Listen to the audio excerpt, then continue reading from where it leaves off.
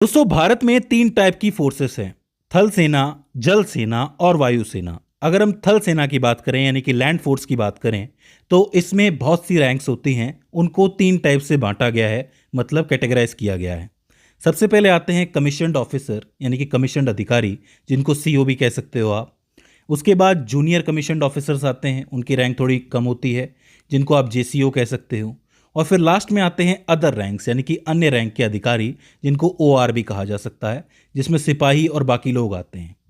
आज मैं आपको कमीशन्ड ऑफिसर्स की रैंक के बारे में बताने वाला हूं, यानी कि भारत की जो थल सेना है उसके सर्वोच्च अधिकारी कौन कौन से होते हैं। सबसे लो रैंक से हम शुरू करेंगे और सबसे हाई रैंक तक जाएंगे। याद रखना, आज मैं आपको कमीशन्ड ऑफिसर्स बता रहा हूं, आगे जाके जूनियर कमीशन्ड ऑफिसर्स और अदर रैंक्स भी बताऊंगा। साथ ही हम नेवी की भी बात करेंगे और साथ ही वायुसेना की भी बात करेंगे। कमीशन्ड ऑफिसर्स में सबसे पहले आती है लेफ्टिनेंट की रैंक। लेफ्टिनेंट की वर्दी पर 2 स्टार्स होते हैं। ये जो है सैनिकों की जो प्लाटून होती है उसका नेतृत्व करते हैं, सैन्य अभियानियों का नियोजन करते हैं। जो सैन्य अभियान होते हैं, ज़रूरी नहीं है कि कोई युद्ध पे ही जाए, दूसरे अभियान भी होते हैं, तो उसका नियोजन करते हैं और निष्पादन भी करते हैं, उन सब में सहायता करते हैं। तो ये लेफ्टिनेंट होते हैं। 2 स्टार से आप इनको पहचान सकते हो। लेफ्टिनेंट से ऊपर होती है कैप्टन की रैंक। कैप्टन की वर्दी पे आपको 3 स्टार देखने को मिलेंगे। जब युद्ध वगैरह की स्थिति बनती है या फिर कोई सैन्य अभियान होता है, उसमें अपनी टीम का नेतृत्व यही करते हैं। जो भी रणनीति बनानी होती है उसका काम ये करते हैं और साथ ही अपने सैनिकों की सुरक्षा भी सुनिश्चित करना इन्हीं का काम होता है। कैप्टन किसी भी मिशन का हो सकता है। इसके बाद आते हैं मेजर। मेजर की वर्दी पर आपको अशोक स्तंभ देखने को मिलेगा। एक अशोक स्तंभ आपको दिख जाएगा। ये जो है अपनी कंपनी आकार की टुकड़ी का नेतृत्व करते हैं। मतलब एक पूरी कंपनी होती है, एक टुकड़ी होती है, जब वो मूव करती है तो इन्हीं के इशारे पे मूव करती है। मेजर होते हैं ये, इनको भी ऑर्डर्स मिलते हैं। सैनिकों का जो प्रशिक्षण है वो भी ये देख सकते हैं, देते हैं। इसके अलावा प्रशासनिक और परिचालन संबंधी जिम्मेदारियां भी ये निभाते हैं। तो बहुत सी ड्यूटीज़ इनको निभानी पड़ती है मेजर को। कभी कभी किसी अभियान पे भी इनको भेज दिया जाता है, तो अब मेजर हो जाते हैं। मेजर से ऊपर आते हैं लेफ्टिनेंट कर्नल। इनकी वर्दी पर आपको एक अशोक स्तंभ देखने को मिलेगा, साथ ही एक स्टार भी देखने को मिलेगा। जो एक पूरी बटालियन होती है उसका नेतृत्व जो है वो इनके कंधों पर होता है, लेफ्टिनेंट कर्नल के कंधों पर, जिसमें सैनिकों का प्रशिक्षण भी आता है, कल्याण भी आता है और संचालन की जिम्मेदारियां भी आती है। तो बहुत सारा काम होता है बटालियन का जो इनके कंधों पर होता है। एक बात आपको याद रखनी पड़ेगी कि अगर आप लेफ्टिनेंट कर्नल बनना चाहते हैं तो इसके अंदर कम से कम 13 साल की सर्विस होती है। 13 साल की कमीशन्ड सर्विस, उसके बाद ही कोई व्यक्ति बन सकता है। ये जितनी भी पोस्ट मैंने आपको बताई, लेफ्टिनेंट, कैप्टन, मेजर और लेफ्टिनेंट कर्नल, इसमें काफ़ी टाइम लग जाता है शुरू में। इनके बाद आते हैं कर्नल साहब। कर्नल साहब की वर्दी पर आपको अशोक स्तंभ देखने को मिलेगा और साथ ही 2 स्टार भी देखने को मिलेंगे।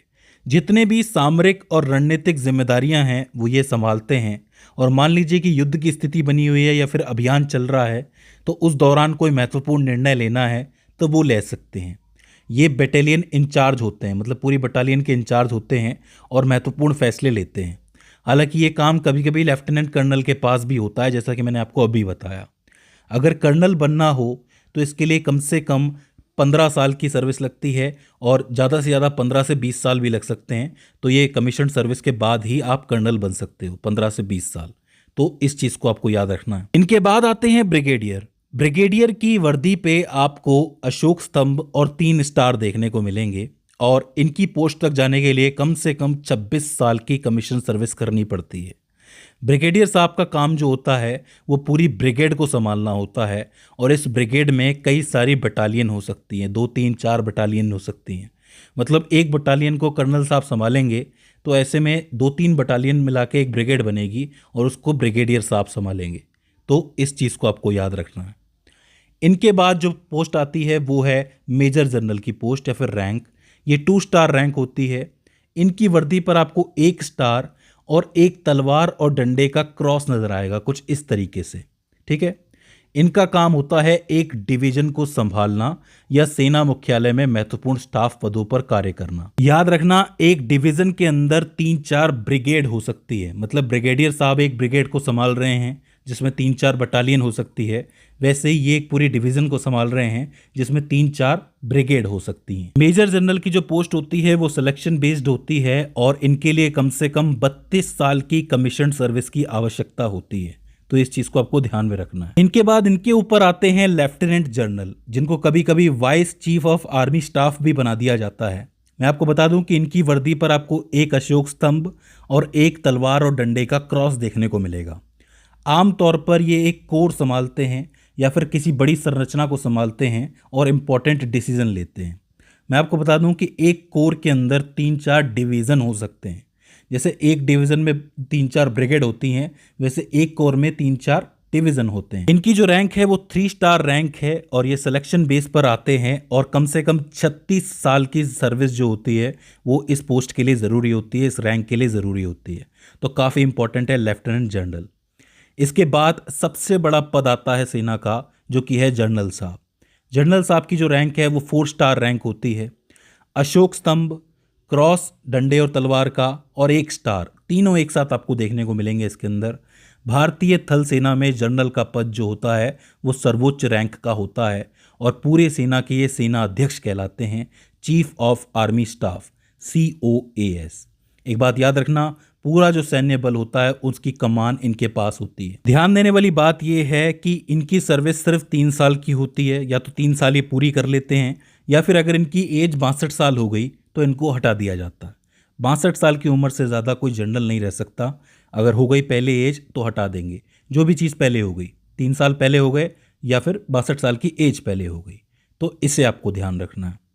आखिर में एक पोस्ट और आती है जिसका इंतज़ार सबको ही रहता है, वो है फील्ड मार्शल की जो पोस्ट है। ये जो है एक औपचारिक रूप से युद्ध के दौरान असाधारण सेवा करने के लिए दिया जाने वाला पद होता है।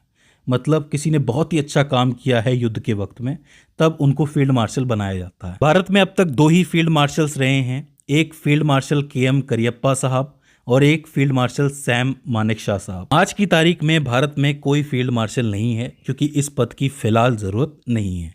तो दोस्तों ये हो जाती हैं कमीशन्ड ऑफिसर्स की रैंक। आई होप आपको समझ में आई हो। एक पूरी सी लिस्ट बना लेना जिससे कि आपको सारी चीज़ें याद रहेंगी। आगे जाके हम लोग जूनियर जो CO हैं उनके बारे में भी बात करेंगे और अदर रैंक्स के बारे में भी बात करेंगे। तो दोस्तों मुझे उम्मीद है कि इस वीडियो से आपने कुछ ना कुछ नया ज़रूर सीखा हो और ये वीडियो आपके लिए हेल्पफुल साबित रही हो। इसके बाद भी इसके अंदर आपको कोई क्वेरी आती है, कोई दिक्कत आती है, तो आप हमें कमेंट सेक्शन में बता सकते हैं। तो दोस्तों आज की इस वीडियो के अंदर बस इतना ही। See you on the next one.